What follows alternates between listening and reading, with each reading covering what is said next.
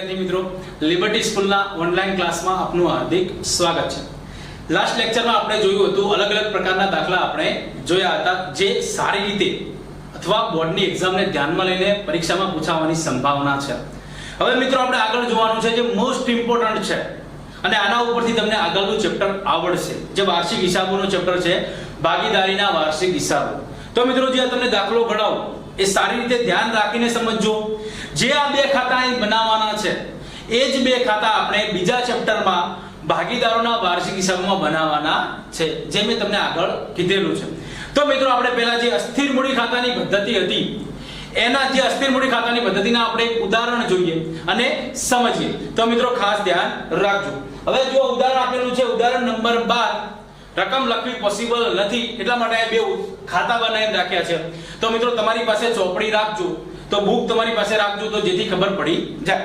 તો જો ઉદાહરણ 12 શારદા અને જમના એક પેઢીના ભાગીદારો છે। બે ભાગીદારો આપેલા છે। તારીખ 1/4/2016 ના રોજ તેઓની મૂડી અનુક્રમે રૂપિયા 30,000 અને 40,000 છે। મૂડી આપેલી છે તમને 30,000 અને 40,000। વર્ષ દરમિયાન શારદાએ તારીખ 1/4/2016 ના રોજ રૂપિયા 6,000 નો તથા જમનાએ તારીખ 1/1/2017 ના રોજ રૂપિયા 8,000 નો ઉપાડ કર્યો છે। ભાગીદારી કરારપત્રની જોગવાઈઓ નીચે પ્રમાણે છે। હવે તમને ભાગીદારી કરારપત્રની જોગવાઈઓ આપેલી છે તો એ જોગવાઈઓ પ્રમાણે આપણે આગળ દાખલા ગણતા રહીશું। હવે જુઓ પહેલા નંબરમાં આપેલું છે મૂડી પર વાર્ષિક 10% વ્યાજ ગણો। બીજા નંબરનો ટોપિક છે ઉપાડ પર વાર્ષિક 12% વ્યાજ વસૂલ કરવાનું છે। મૂડી પર વ્યાજ આવ્યું અને ઉપાડ પર પણ વ્યાજ આવ્યું।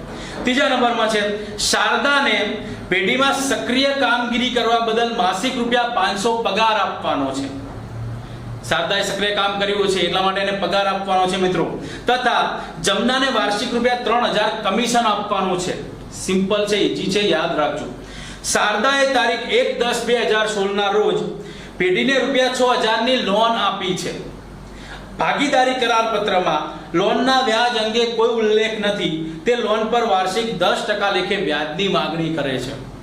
ધ્યાન રાખજો। આગળ તારીખ 31/3/2017 ના રોજ પૂરા થતા વર્ષનો ઉપરની જોગવાઈઓ પહેલાનો અને શારદાની લોનનું વ્યાજ ગણ્યા પછીનો, આ બે ખાસ ધ્યાન રાખવાનું છે।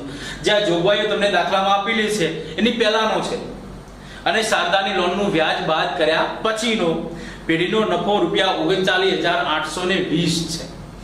તો શું કીધું છે આને ઉપરની વિગતો પરથી પેઢીનું નફા નુકસાન ફાળવણી ખાતું અને ભાગીદારોના મૂડી ખાતા તૈયાર કરો। તો મિત્રો ધ્યાન રાખજો શું શું તૈયાર કરવાનું છે, નફા નુકસાન ફાળવણી ખાતું અને ભાગીદારોના મૂડી ખાતા જે અમે અહીં તૈયાર કર્યા છે। તો નફા નુકસાન ફાળવણી ખાતામાં પહેલા હેડિંગ લખવું પડે તમારે કે આ કોની ભાગીદારી પેઢીનું છે। તો જો મેં લખ્યું છે શારદા અને જમનાની પેઢીનું તારીખ 31/3/2017 ના રોજ પૂરા થતા વર્ષનું નફા નુકસાન ફાળવણી ખાતું।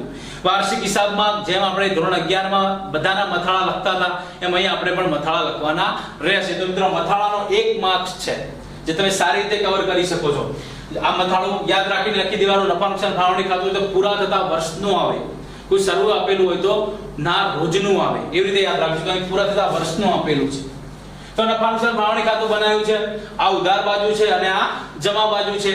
આ વિગત રકમ સેમ। હવે બીજા ખાતા ઉપર જઈએ ભાગીદારોના મૂડી ખાતા। તો ભાગીદારના મૂડી ખાતા બનાવ્યા છે મેં, તો ધ્યાન રાખજો। તો એ પણ ઉધાર બાજુ ડાબી સાઈડની ઉધાર બાજુ કહેવાય, જમણી બાજુની જમા બાજુ કહેવાય, ધ્યાન રાખજો ખાસ। તો આ પેલા તારીખનું કોલમ બનાવ્યું છે, આ વિગતનું કોલમ, શારદાની રકમનું કોલમ છે, જમનાની રકમનું કોલમ છે, આ તારીખ છે, પછી વિગત છે, શારદાની રકમનું કોલમ અને જમનાની રકમનું કોલમ। તો હવે આપણે જવાબ ગણવાનો પ્રયત્ન કરીએ, દાખલો ગણવાનો પ્રયત્ન કરીએ। તો 1 by 1 જોતા જઈએ, ધ્યાન રાખજો। તો પહેલા તમે શું કરશો તો ધ્યાન રાખજો તમને જે નફો આપેલો છે પેઢીનો નફો એ તમારે નફા નુકસાન ફાળવણી ખાતામાં લખવાનો રહેશે। તો યાદ રાખજો આ લોનની વ્યાજ ગણ્યા પછીનો નફો તમને આપેલો છે, કેટલો આપેલો છે 39,820। એ તમારે નફા નુકસાન ખાતેથી લાવે એવું લખવું પડશે। તો એ લખવું પડશે નફા નુકસાન ખાતે ચોખ્ખો નફો, નફા નુકસાન ખાતે ચોખ્ખો નફો, નફા નુકસાન ખાતે ચોખ્ખો નફો 39,820 રૂપિયા આ લખી દેવાના। દાખલામાં નફો આપેલો ઉઠાઈ નફા નુકસાન ફાળવણી ખાતામાં બતાવી દેવાનું। આ એનો પહેલું સ્ટેપ છે। પહેલું સ્ટેપ તમે યાદ રાખીને લખી શકો છો મિત્રો, ભૂલી ના જાય એટલા માટે। ધ્યાન રાખજો ખાસ. હવે બીજા ઉપર જઈએ. આગળ શું કરવાનું તમારે? તો પહેલા જે કરાર પત્રની જોગવાઈઓ આપેલી છે એને આપણે ધ્યાનમાં લઈને ચાલીએ. બરાબર છે? તો પહેલી જોગવાઈ આપેલી છે મૂડી પર વાર્ષિક 10% વ્યાજ ગણવું. તો મૂડી પર વ્યાજ ગણવાનું છે. તો મૂડી પર વ્યાજ એ ભાગીદાર માટે આવક કહેવાય, અને આવક કહેવાય તો જમા બાજુ આવે. તો ભાગીદારના મૂડી ખાતામાં જમા બાજુ આવે, પરંતુ નફા નુકસાન ફાળવણી ખાતું એ ભેટી માટેનું ખાતું છે, અને ભેટી માટેનું ખાતું ભેટીનો ખર્ચ કહેવાય. મૂડી પર વ્યાજ એ ભેટીનો ખર્ચ કહેવાય. એટલા માટે કઈ બાજુ આવશે? ઉધાર બાજુ આવશે. તો લખો મૂડી પર વ્યાજ. મૂડી પર વ્યાજ ખાતે. તો એ લખીશું આપણે શારદા, અને હવે લખીશું આપણે જમના. શારદા અને જમના. તો મૂડી જોઈ લઈએ. 1/4/2016 ના રોજ તેઓની મૂડી અનુક્રમે 30,000 ને 40,000 છે. 1/4/16 થી જ આપેલી છે એટલે કઈ પ્રોબ્લેમ નહીં થાય. સીધા 12 મહિનાનું વ્યાજ ગણાશે 10%. એટલે શારદાની મૂડી છે 30,000, 30,000 ના 10% એટલે 3,000 રૂપિયા. જમનાની મૂડી છે 40,000, 40,000 ના 10% એટલે 4,000 રૂપિયા. ત્યાં કેટલા આવશે? 7,000. રેડી? 7,000. હવે આપણે આગળ જઈએ બીજા નંબરનું. હવે જે અસર તમે આપી છે મૂડી પર વ્યાજ ખાતે, મૂડી પર વ્યાજ ખાતે, તો ભાગીદારના મૂડી ખાતા ઉપર જઈએ. આ તમે એક અસર આપી છે, એની હંમેશા બીજી અસર આપવી પડે. કોઈ પણ વ્યવહારની બે અસર થાય છે એટલે બંને અસર સાથે જ આપવાની, તો મિત્રો વધારે યાદ રહેશે. તો પહેલા આપણે 1/4/16 છે મૂડીની બાકી લખી નાખીએ. 1/4/16 ની મૂડીની બાકી. તો આપણે બાકી આગળ લાવે લખી દઈએ. તો શારદાની મૂડી છે 30,000, જ્યારે જમનાની મૂડી છે 40,000. ધ્યાન રાખજો ખાસ. 30,000 ને 40,000. મૂડી પર વ્યાજ પણ લખી દઈએ. 31/3/17 મૂડી પર વ્યાજ. મૂડી પર વ્યાજ આપણે અહીંથી લેવાના છે 3,000 અને 4,000. જે ત્યાં લખી દો 3,000 અને 4,000. બરાબર છે? તો આ મૂડી પર વ્યાજનો જે પહેલું છે કરાર પત્રમાં એ પૂરું થાય છે.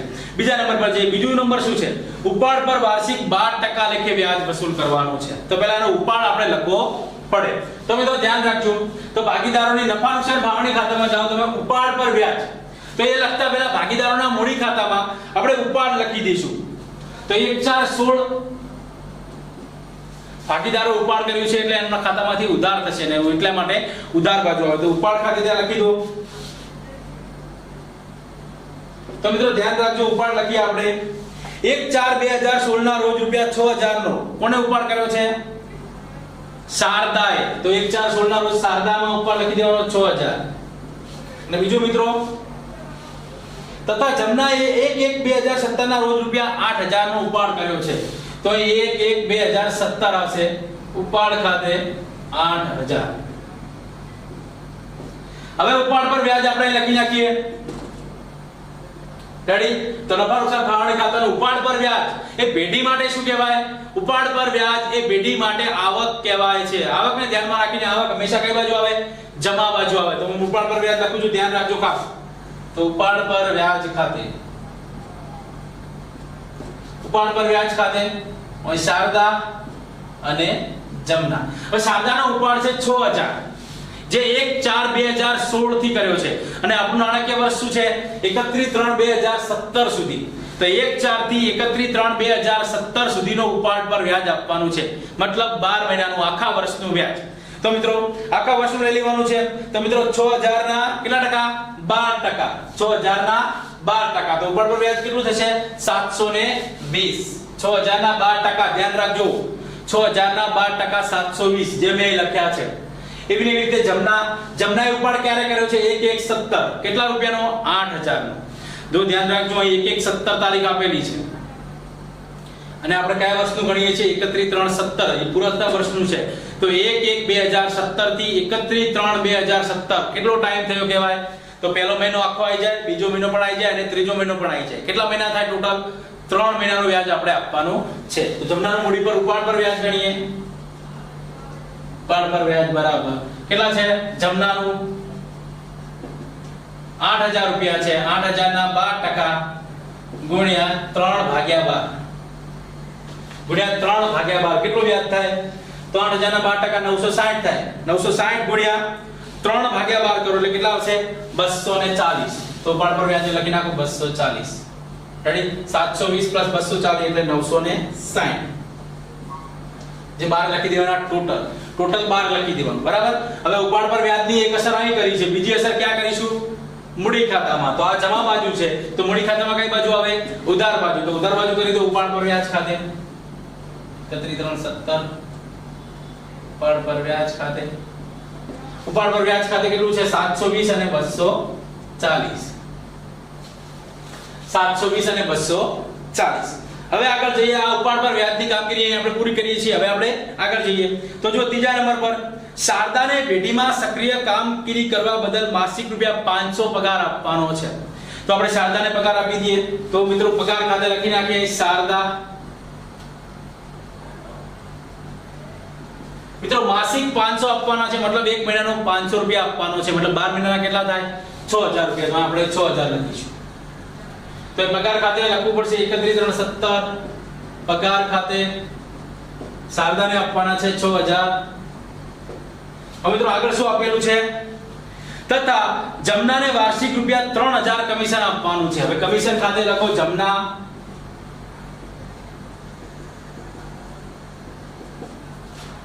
આ પેઢી માટે ખર્ચ છે એટલા માટે ઉધાર બાજુ લખીએ છીએ, ધ્યાન રાખજો. તો કમિશન ખાતે 3000. રેડી મિત્રો ધ્યાન રાખજો ખાસ. અહીં પણ આવશે તો લખો કમિશન ખાતે. તારીખ સેમ આવે એટલા માટે હું કરું છું. કમિશન ખાતે 3000. રેડી મિત્રો ધ્યાન રાખજો. હવે આગળનો પોઈન્ટ છે શારદાએ તારીખ 1/10/2016 ના રોજ પેઢીને ₹6000 ની લોન આપી છે. ભાગીદારી કરાર પત્રમાં લોનના વ્યાજ અંગે કોઈ ઉલ્લેખ નથી. ઉલ્લેખ ન હોય તો પણ આપણે વ્યાજ આપવાનું છે 6%. પણ એની નોંધ ક્યાં કરીએ છે? આ બંને ખાતામાં લોનના વ્યાજની નોંધ થાય નહીં. આ ધ્યાન રાખજો ખાસ. પેઢી ભાગીદારે કોઈ પેઢીને લોન પર વ્યાજ આપેલું હોય તો એની અસર નફા નુકસાન ફાળવણી ખાતામાં કે ભાગીદારોના મૂડી ખાતામાં એની અસર થશે નહીં. તો મિત્રો તમારો પ્રશ્ન થશે તો આ અસર ક્યાં થશે? તો મિત્રો ધ્યાન રાખજો. આ લોન પર વ્યાજની અસર એક બાજુ કઈ બાજુ થશે? એક અસર નફા નુકસાન ખાતામાં થશે, કારણ કે પેઢીનો ખર્ચ છે એટલે લોનનું વ્યાજ નફા નુકસાન ખાતામાં આવશે. જ્યારે બીજી અસર ક્યાં આવશે? પાકા સરવાળામાં મૂડી દેવા બાજુ. તો મિત્રો આ અસર આપણે અહીં કરશું નહીં. તો આ નોંધ ખાસ કરીને લખી દેજો કે પેઢીને લોન પર વ્યાજ આપેલી હોય તો એના લોનની વ્યાજની અસર નફા નુકસાન ફાળવણી ખાતામાં અને ભાગીદારોના મૂડી ખાતામાં થશે નહીં. આટલું ખાસ ધ્યાન રાખજો. હવે આગળ હવે અહીં પૂરું થાય છે.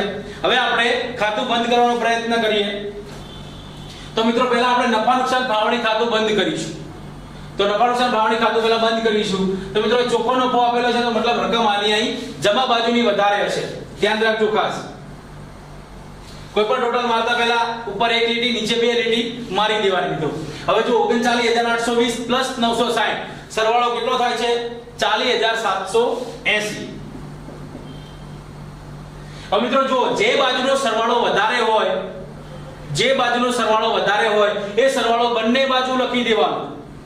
દાખલા તરીકે જમા બાજુનો વધારે છે તો બંને બાજુ આ જ સરવાળો આ ટોટલ લખાશે, અને ઉધાર બાજુ વધારે હોય તો બંને બાજુ ઉધાર બાજુનો ટોટલ વધારે લખાશે. તો ધ્યાન રાખજો ખાસ. અહીં જમા બાજુનો સરવાળો વધારે થાય છે એટલે હું બંને બાજુ 40780 લખી દઉં છું. હવે આપણે નફો શોધવાનો છે. વેચણી પાત્ર નફો શું મળશે તમને? વેચણી પાત્ર નફો. તો મિત્રો 40780 માંથી આ રકમ બાદ કરો. 40780 માઈનસ 7000 માઈનસ 6000 માઈનસ 3000 જે રકમ આવે એ તમારું શું કહેવાય? વેચણી પાત્ર નફો કહેવાય. કેટલો આવશે? 24780.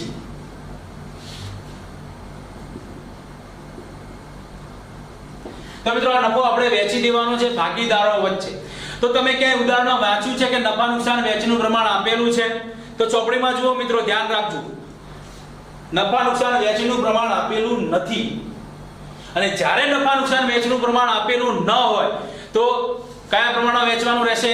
તો મિત્રો સરખા હિસ્સાના પ્રમાણમાં વેચવાનું રહેશે. જ્યારે કરાર પત્રમાં નફા નુકસાન વેચનું પ્રમાણ આપેલું ન હોય ત્યારે તમારે સરખા હિસ્સાના પ્રમાણમાં વેચવાનું રહેશે. તો મિત્રો આ સરખા હિસ્સે હું વેચી દઈશ. ધ્યાન રાખજો ખાસ. કેટલા મળશે? એને 12390 શારદાને મળશે ને 12390 જમનાને મળશે. હવે આ જે વહેંચણી પાત્ર નફો આવ્યો છે એના મૂડી ખાતામાં એની અસર કરવી પડશે. તો આપણે લખીએ છીએ વહેંચણી પાત્ર નફા ખાતે વહેંચણી પાત્ર નફા ખાતે 12390 બંને બાજુ લખી નાખો. બંનેના કોલમમાં 12390 12390. તો મિત્રો એક ખાતું અહીં બંધ કર્યું છે. હવે આપણે મૂડી ખાતા બંધ કરવાના છે. તો મિત્રો પહેલા જમા બાજુનો સરવાળો લખી દો. સાદાની કોલમનો જમા બાજુનો સરવાળો કેટલો થાય છે મિત્રો ધ્યાન રાખજો. 30000 3000 6000 ને 12390 એટલે ટોટલ થાય છે 51390. હવે આનું ટોટલ કરવાનું 40000 + 4000 + 3000 47000 47000 + 12390. તેનો ટોટલ કેટલું થશે 59390. તો જે લખી દો 59390. જે બાજુનો સરવાળો વધારે થાય એ બંને બાજુ લખી દેવાના. તો મિત્રો આ સરવાળો વધારે છે એટલે અહીં પણ એટલા જ લખાશે. હવે આ બાદ કરી દો. હવે આ બંને આ જે સરવાળો આપ્યો છે એમાંથી આ રકમ બાદ કરી દો. 51390 માંથી 6000 અને 720 બાદ કરો તો કેટલા મળશે? જે વચ્ચે તમારી શું કહેવાશે? બાકી આગળ લઈ ગયા. આ તમારી બાકી કહેવાશે. તો મિત્રો મેં લખ્યું છે બાકી આગળ લઈ ગયા. શરૂઆતની હોય તો બાકી આગળ લાવ્યા અને આખરની હોય તો બાકી આગળ લઈ ગયા. તો મિત્રો કેટલા આવશે બાકી? સાદામાં 44670 રૂપિયા. જમનામાં કેટલા આવશે? કરો કેટલું થાય છે? 59390 -8000 -240. તો કેટલા થશે? ધ્યાન રાખજો 51150. 51150. તો મિત્રો આ બંને ખાતા આપણે બનાવી દીધા છે. સિમ્પલ છે, ઈઝી છે. રકમ આપેલી હોય દાખલાનું જે રકમ આપેલી છે રકમ પ્રમાણે ગણતા જાઓ અને એની અસર આપતા જાઓ. તો મિત્રો હું આશા રાખું છું કે તમને આ વધારે ખબર પડી ગઈ હશે. તો મિત્રો આપણે નેક્સ્ટ લેક્ચરમાં હવે સ્થિર મૂડી ખાતાની પદ્ધતિ આપણે દાખલો ગણવાનો છે જે તમારા માટે મોસ્ટ ઇમ્પોર્ટન્ટ છે. ગમે તે રીતે દાખલો પૂછાઈ શકે છે. એટલા માટે સ્થિર મૂડી ખાતાની પદ્ધતિ દાખલાનું ઉદાહરણ આપણે નેક્સ્ટ લેક્ચરમાં જોઈશું. ધન્યવાદ.